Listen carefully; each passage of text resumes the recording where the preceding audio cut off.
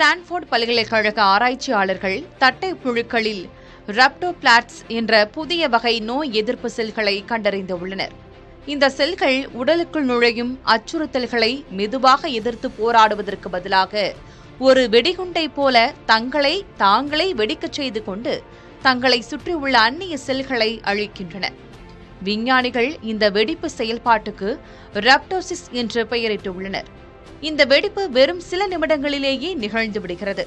மேலும் இந்த பாதிப்பு அந்த குறிப்பிட்ட பகுதிக்குள் மட்டுமே கட்டுப்படுத்தப்படுவதால் சுற்றியுள்ள மற்ற திசுக்களுக்கு ஆபத்து ஏற்படுவதில்லை.